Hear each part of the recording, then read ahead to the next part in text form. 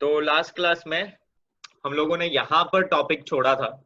ठीक है, तो लास्ट क्लास में हमने बात की थी कि can matter change it's state, और हमने एक बहुत इंटरेस्टिंग कंसेप्ट पढ़ा था अबाउट टेम्परेचर। ठीक है, कि यदि हम टेम्परेचर को बढ़ाते हैं या तो कम करते हैं तो हमारा मैटर अपना स्टेट चेंज कर लेगा। हमने पढ़ा था that ice melts, that is solid to liquid. यदि हम हीट करेंगे तो वो ट्रांसफॉर्म होगा। अब उसके पीछे क्या रीजन मैंने बताया था कि अगर तुम हीट एनर्जी प्रोवाइड करते हो तो kinetic energy of the particles बढ़ जाएगा। काइनेटिक एनर्जी बढ़ेगा तो पार्टिकल्स बहुत ज्यादा स्पीड में वाइब्रेट करने लगेंगे। ठीक है, and the energy supplied by heat overcomes the forces of attraction between particles. हमने ये पूरी बात चर्चा की थी अपने लास्ट लेक्चर्स में। ठीक है, ओके। अब यहां पर एक और कंसेप्ट है which is called latent heat. तो लिख लो फटाफट, शायद तुमने लिखा था लास्ट क्लास में, नहीं लिखा था तो लिख लो अभी। ठीक है,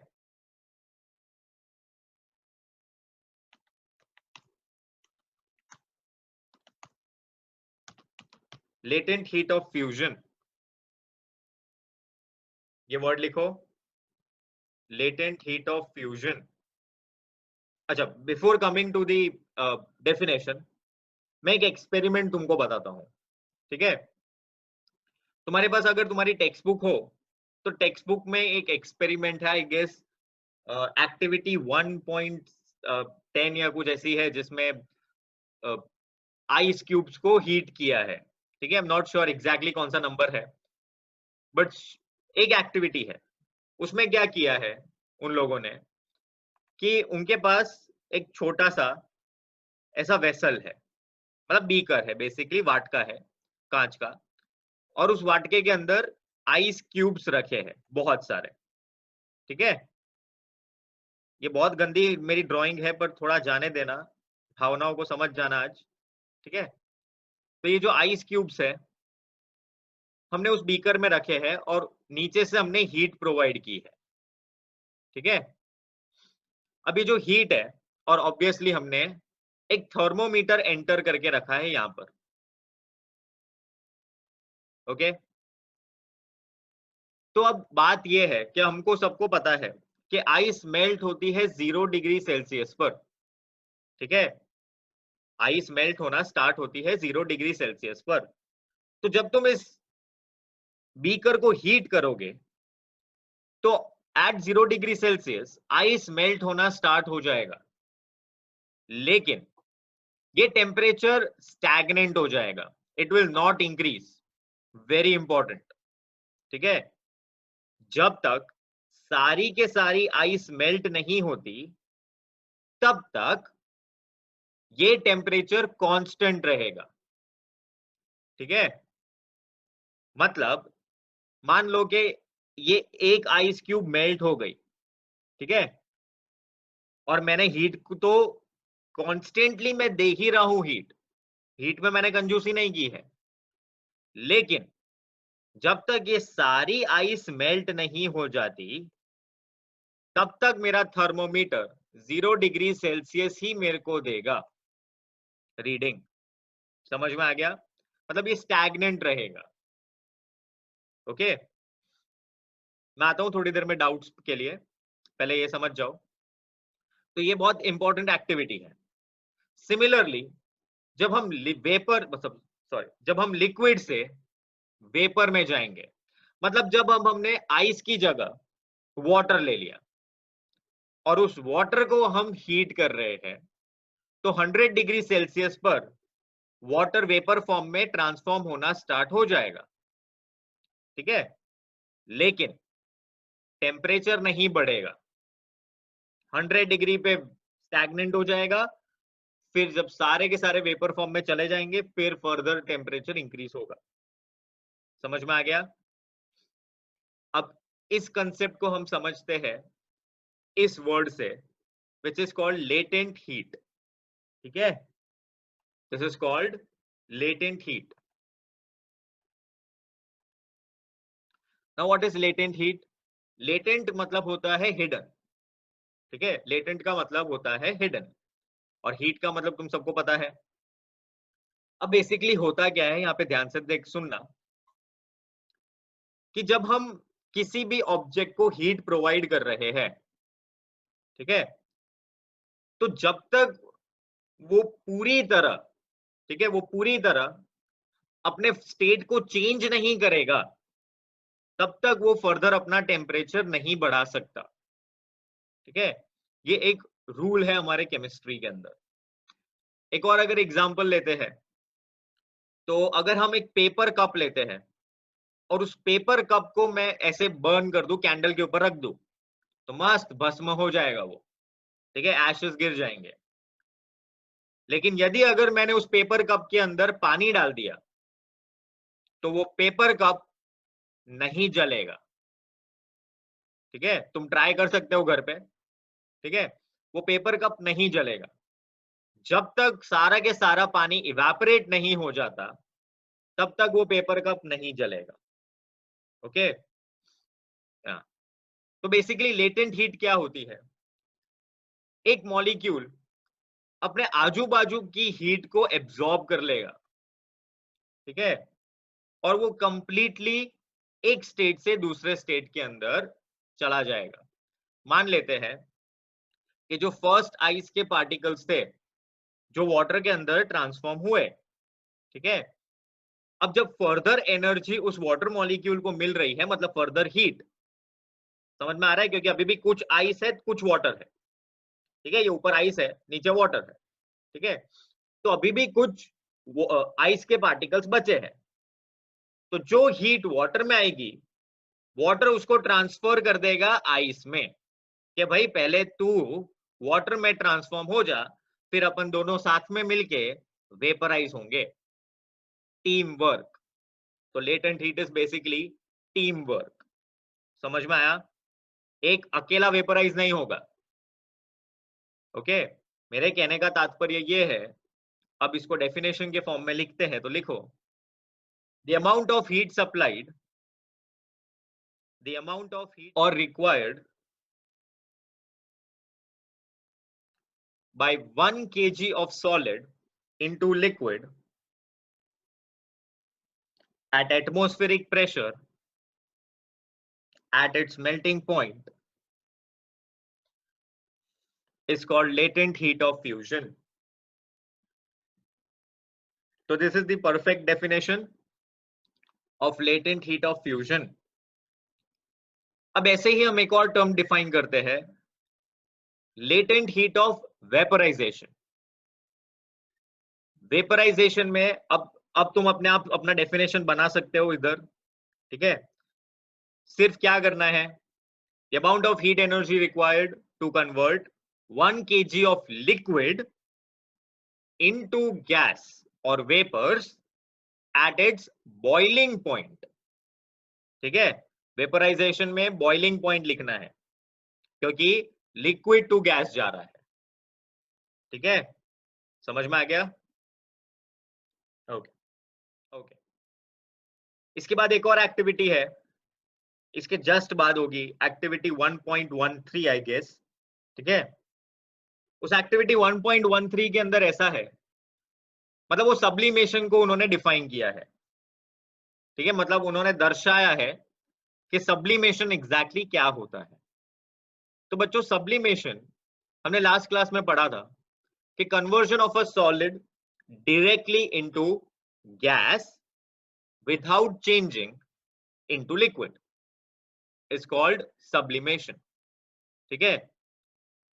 तो सब्लिमेशन में उन्होंने एक छोटा सा एग्जांपल दिया है, ठीक है, अगर तुम देखो तो एक इन्वर्टेड फनल लिया होगा उन लोगों ने, ठीक है, और चाइना डिश में कुछ अमोनियम क्लोराइड के मॉलिक्यूल्स मतलब का कंपाउंड उन्होंने रखा होगा और उसको हीट प्रोवाइड कर दी होगी, तो वो सॉलिड से डायरेक्टली गैसियस स्टेट में कन्वर्ट होगा। एक और एग्जांपल दूं तो तुमने नैफ्थलीन बॉल्स देखे हैं विंटर में, तुमने देखा हो तो वुलन क्लोथ्स के ऊपर मम्मी ऐसे व्हाइट व्हाइट कलर की गोली होती है, राइट, वो रख देती है।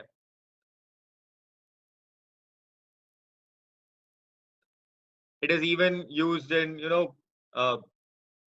वॉशरूम्स, वो नैफ्थलीन की गोलियां, तो वो भी वैसे ही होते हैं, वो भी सबलाइम मटेरियल होता है। ठीक है, तो ये बात ध्यान रखना।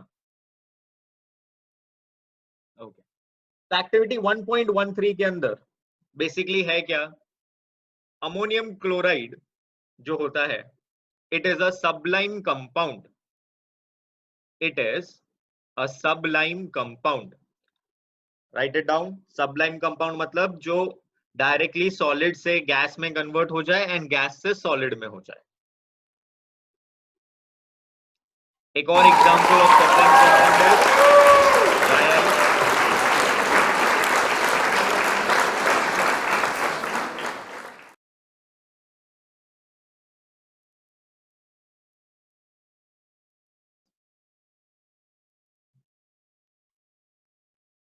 which is solid carbon dioxide। तुम सबके पास YouTube का एक्सेस है, तो ड्राई आइस का एक्सपेरिमेंट देखना, बड़ा मजा आएगा। तुमने देखा होगा श्योर, बट याद नहीं आ रहा होगा। बड़ा अभी मत देखने बैठ जाना, भगवान की दया से अभी इस पे ध्यान दो, ठीक है? बाद में आराम से देख सकते हो, वैसे भी कुछ करते तो है नहीं पढ़ाई के अलावा, आई होप। ठीक है, ओके। नेक्स्ट, अब हम change of state pressure related पढ़ेंगे। ठीक है, अच्छा ये रहा वो लेटेंट हीट वाला, देख लो, पढ़ लो फटाफट।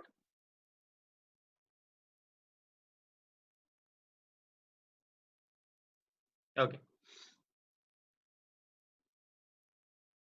now write this down, pressure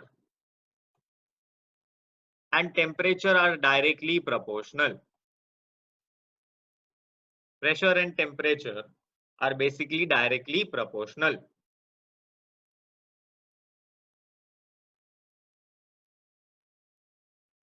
ये आदि बोलो।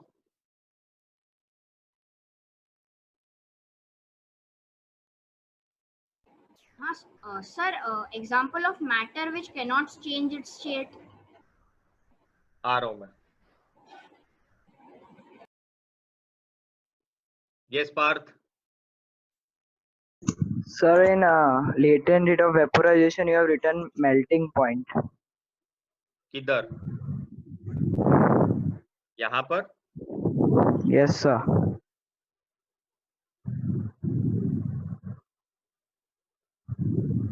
मेल्टिंग नहीं आएगा, बॉइलिंग आएगा। ठीक है, Okay, sir. मैंने पहले बोला था बॉइलिंग आएगा, बॉइलिंग आएगा। ठीक है, okay, thank you. Okay, so now pressure is directly proportional to temperature। ठीक है, ओके। तो बेसिकली हमने लास्ट क्लास में बात की थी कि टेम्परेचर के साथ साथ प्रेशर भी एक ऐसा इंपॉर्टेंट कंपोनेंट है जो स्टेट को चेंज कर सकता है, करेक्ट? अब प्रेशर कैसे चेंज करेगा? टू लिक्विफाई अ गैस, तुमने सुना होगा liquefied petroleum gas, LPG, right? तो लिक्विडिफाइड पेट्रोलियम गैस का तो गैसेस को लिक्विफाई करने के लिए, ध्यान से सुनना, हम उसका प्रेशर इंक्रीज करेंगे। ठीक है, एक गैस को लिक्विड में कन्वर्ट करना है तो हम क्या करेंगे, उस पर प्रेशर अप्लाई करेंगे, but at the same time उसका टेम्परेचर हमें थोड़ा कम करना पड़ेगा। अब मुझे पता है मैंने अपनी ही बात को यहाँ पर कॉन्ट्राडिक्ट किया है।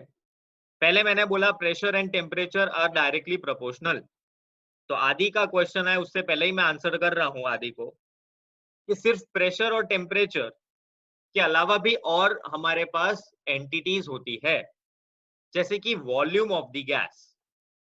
ठीक है, अब यदि तुम वॉल्यूम को कांस्टेंट ना रखो तो pressure and temperature can very differently.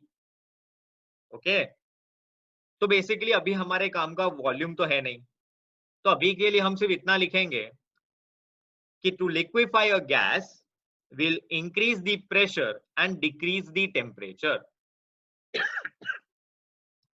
ठीक है, अब बेसिकली प्रेशर इंक्रीज होगा तो obviously kinetic energy of the particles भी इंक्रीज हो जाएंगे, ये हमने बात की थी. ठीक है,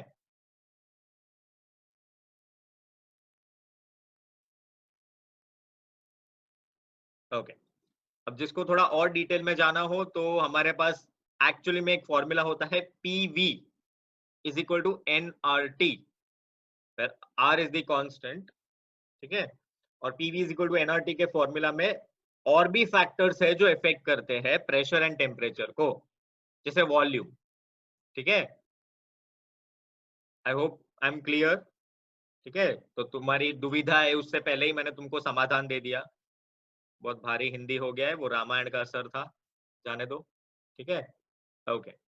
एनीवेज, तो ये हो गया लेटेंट हीट. अब एक और चीज है, the SI unit of temperature is basically kelvin. Right it down. The SI unit of temperature is Kelvin. Kelvin will start from K. Okay, and write this down. 0 degree Celsius, 0 degree Celsius is equal to 273.15 Kelvin. 0 degree Celsius is approximately equal to 273.15 Kelvin. ठीक है, अब इसको अपन simplicity के लिए खाली 273 भी ले सकते हैं. ठीक है, you can just use 273 kelvin, it is okay. ठीक है, इसका मतलब अगर तुमको एग्जाम में पूछा है कि convert degree Celsius into kelvin, तो ध्यान से सुनना, फिर मैं तुम सबसे पूछूंगा और मेरे टारगेट पे सबसे पहले अनुष्का आने वाली है. ठीक है अनुष्का, तो रेडी रहना. तो हमको सेल्सियस टू केल्विन कन्वर्ट करना है. तो यदि मैं बोल रहा हूं कि 100 डिग्री सेल्सियस, ठीक है, तो 100 डिग्री सेल्सियस को हमको कन्वर्ट करना होगा किसमें, केल्विन में. तो what you will do, simply add 273 to it, क्योंकि 0 डिग्री सेल्सियस इज 273 केल्विन.